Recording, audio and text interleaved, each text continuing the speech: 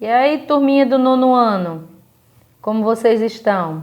Vocês são os mais velhos, mais experientes, cheio de coisas para contar. Certamente estão com muitas novidades dessas férias que encerraram, né? Bom, temos que retomar, mesmo da forma virtual, mas se faz necessário tentar retomar os estudos a todo momento. Até porque vocês estão, seguindo novos rumos, né? Então vamos lá. Olha só, gente. Esse capítulo é o capítulo da Primeira Guerra Mundial. E aí nós já estudamos sobre a Primeira Guerra. Eu acredito que não deixou muita dúvida, não, a Grande Guerra, como assim é chamado. Mas aí nós chegamos a esse capítulo e dentro do capítulo, no livro, vem uma parte especificamente para a questão da Palestina. Como o assunto é a questão da Palestina, ele está separado, nós vamos tentar entender o máximo possível. Considerando que na aula de geografia esse assunto é muito mais trabalhado do que na aula de história. E a professora Enedina de geografia passa isso bem demais para vocês, né? Verdade é, Enedina para a escola Palmira de Souza, porque na escola Pedro Gomes é o professor Manassés, mas eu sei que eles trabalham com vocês porque são muito bons em geografia. Verdade é que a página 85 do livro, ele começa a querer nos mostrar o que é que ocorre na região da Palestina. Nós não podemos separar esse contexto da questão do petróleo, tá? A exploração de petróleo nessa região é o marco de toda essa conversa que nós vamos ter. Quando em 1917 a Grã-Bretanha resolve apoiar a formação de um Estado judaico na Palestina, no período aí que ocorria a Primeira Guerra, que a Primeira Guerra vai de 1914 a 1918, a França se une à Grã-Bretanha e concorda com a criação desse Estado. Mas nem sempre as coisas são tão fáceis assim. Afinal de contas, os árabes que ali viviam começam a também discordar da formação de um Estado. Quando vocês estavam lá no 6º ano, vocês estudaram a formação de um povo, os hebreus, que foi guiado por Abraão para a terra prometida. Um relato bíblico, né? Que garante a formação do povo judaico. Então, o povo judeu, ele é um povo que se considera existente muito, muito antes de todas essas civilizações, assim como França, Grã-Bretanha, que nós estudamos. O povo judeu, o povo que seria hebreu, que muda para judeu, é esse povo da questão da Palestina. E aí, quando a Grã-Bretanha resolve reconhecer um Estado palestino, né? A França também apoia e começa a divisão das terras entre eles. Mas essa região que se concentra ali no Oriente Médio já estava habitada por muitos árabes. E os árabes não vão conseguir chegar com os judeus assim tão de paz. Outra coisa que nós temos que lembrar nesse contexto é que os judeus eles são monoteístas, adeptos da religião do judaísmo. Para os judeus ainda não, Jesus Cristo não é o Filho de Deus, eles estão esperando ainda o Filho de Deus chegar, né? Não seria Jesus Cristo. Já para os árabes, a religião é outra, é o islamismo, onde os árabes acreditam, o Islã, que o profeta maior é Maomé, já não é mais Jesus, nem está esperando chegar, porque seria Maomé, o Deus seria Alá, o livro para os judeus, o Pentateuco, a Torá, para os islamistas seria então outra formação de livro, que agora me fugiu o nome, mas assim que lembrar eu falo, né? Então você vai ter aí várias questões envolvidas. Nós temos para as nações que estão, de olho, petróleo. Mas para o povo que está vivendo na região, nós não temos só petróleo, nós temos também contextos religiosos e culturais em ação. Então, nós temos aí uma formação de povos com ideais, com concepções ideológicas muito diferentes. E aí os árabes já estão lá e os palestinos chegam. O livro de vocês, eles começam a mostrar que de 1930 a 1940, quando os judeus começam a fugir da perseguição, eles migram lá para a região da Palestina, né? E aí começa esse processo. Já na página 86, ele vai afirmar que a ONU, com o fim da Segunda Guerra Mundial, resolve declarar a formação do Estado de Israel em 1947. Isso porque seria uma forma de agraciar os judeus pelo holocausto ocorrido. Se é que a palavra agraciar, eu posso usá-la, não sei nem se eu posso, mas seria uma forma de diminuir todo aquele sofrimento que eles tiveram na Segunda Guerra Mundial com a perseguição de Hitler, né? O Holocausto. O plano é colocado em prática pela ONU e aí é feito a partilha. E a Palestina, então, vai ser dividida entre judeus e árabes. E esses dois povos não se entendem. Não se entende por religião, não se entende por contexto histórico, não se entende por contexto político. Os árabes começam a dizer, e os judeus têm direito a um Estado? Nós também queremos um Estado.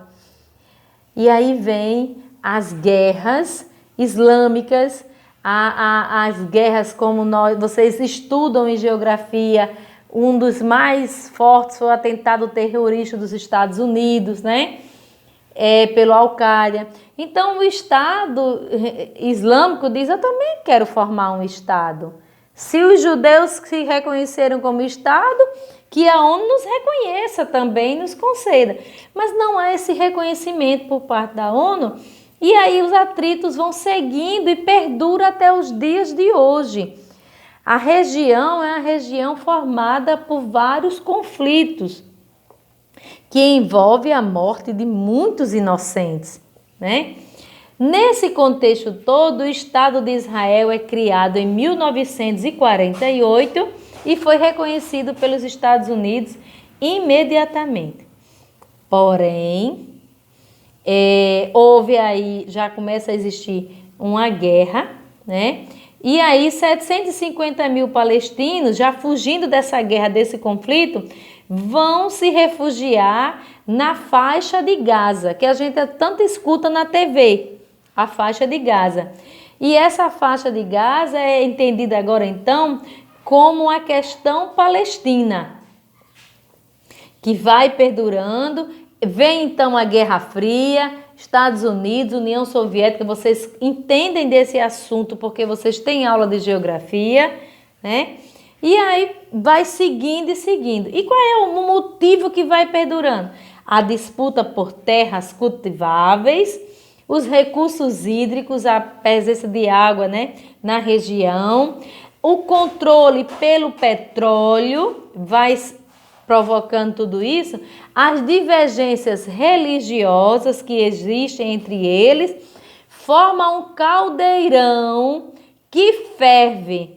E quando esse caldeirão ferve, novas e novas guerras, novos e novos conflitos constantes, até os dias atuais. Não se encontrou ainda uma forma de resolver a questão da Palestina. Aí o livro de vocês, na página 87, ele começa a mostrar várias guerras ocorridas na região. Ele cita a Guerra de Suez, a Guerra dos 6 Dias, a Guerra de Yom Kippur, a Guerra no Líbano.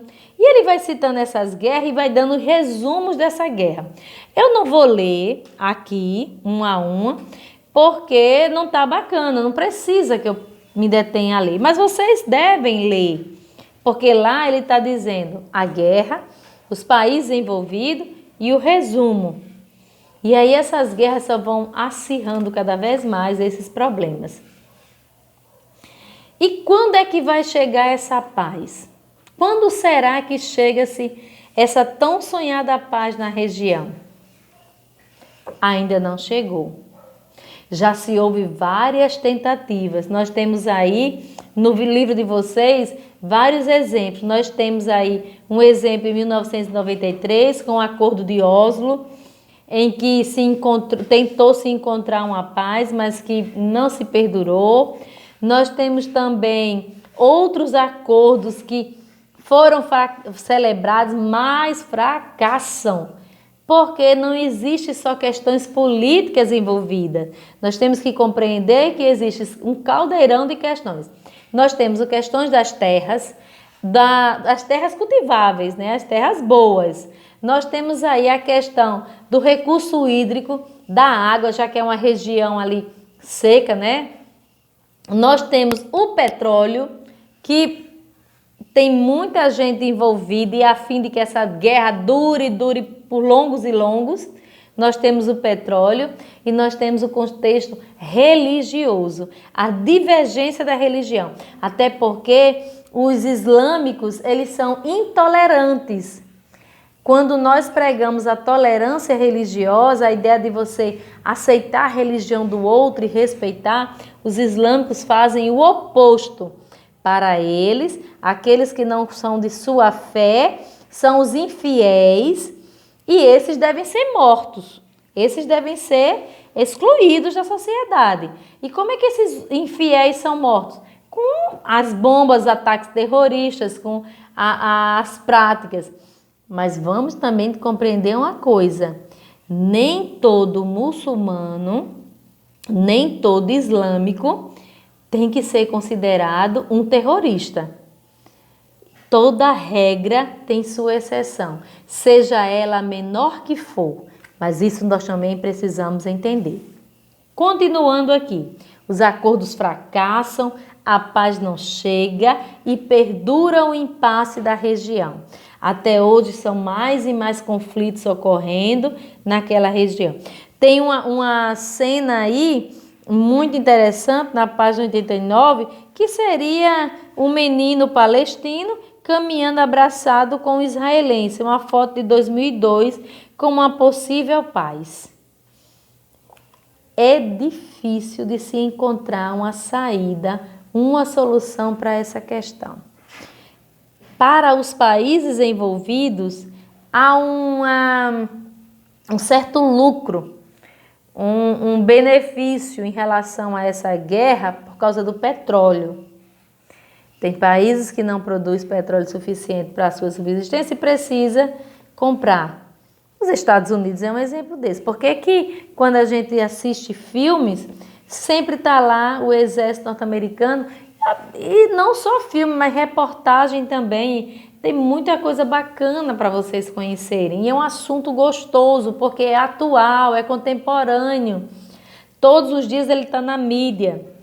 E você precisa estar diante desse conhecimento, porque é um assunto ativo, vivo, presente na sociedade. Atualmente, a violência entre palestinos e judeus parece não ter fim.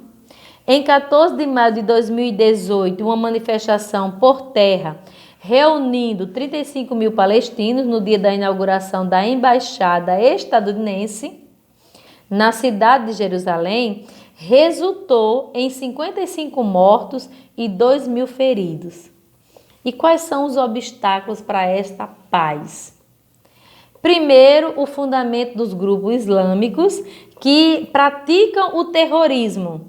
E esse terrorismo não se concentra só na região, ele vai mais além.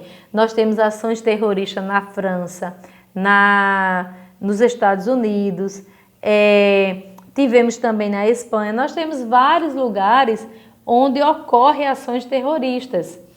E quando as ações acontecem, o grupo que a manifesta vai à mídia e diz: fui eu. Então, quando ele diz isso, ele diz: olha, o problema está longe de ser resolvido. E usando a força vai ficar mais difícil ainda, porque se envolve muitos inocentes nesses crimes. Mas acontecem.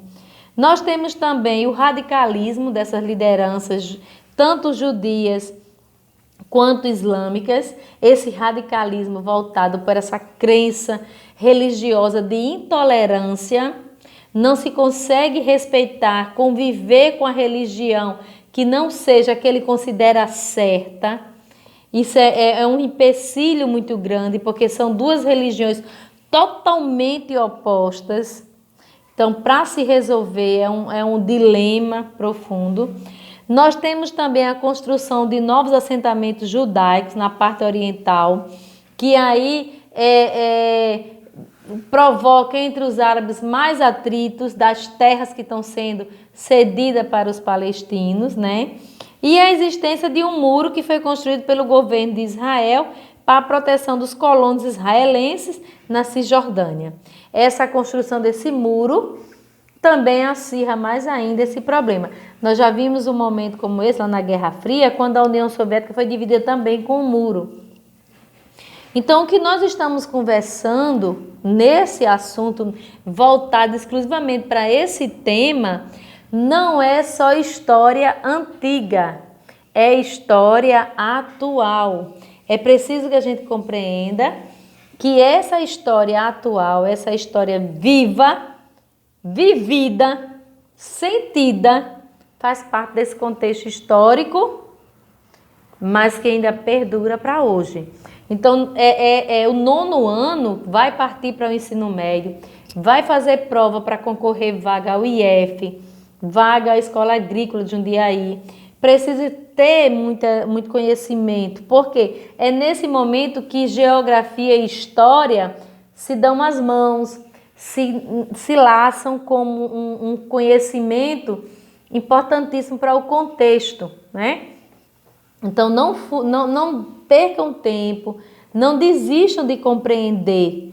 Se minha fala não foi totalmente esclarecedora, procure outros meios, mas não deixe passar desapercebido esse assunto. É importantíssimo que você entenda. Tá certo, 9º ano? E vocês são bons, vocês são os melhores, né? É tanto que chegaram ao 9º, não é verdade? Então, façam jus ao 9º ano que vocês ocupam. Eu já passei as atividades anteriores para vocês, mas atividade específica sobre essa questão da Palestina eu não havia passado ainda, porque esperava esse momento nosso. Então, como ele aconteceu hoje, eu vou colocar no grupo as atividades para que vocês possam pesquisar mais desse assunto. O mais, fiquem bem, fiquem tranquilos, se protejam, vencemos a gripe espanhola, vamos vencer esse coronavírus também. Nossa vida vai retomar a normalidade, tenhamos que ter fé e esperança. Mas enquanto isso não aconteça, fique em casa, é melhor, é mais seguro, tá bom? Dá um like se gostou e até a próxima aula. Abraço, pessoal!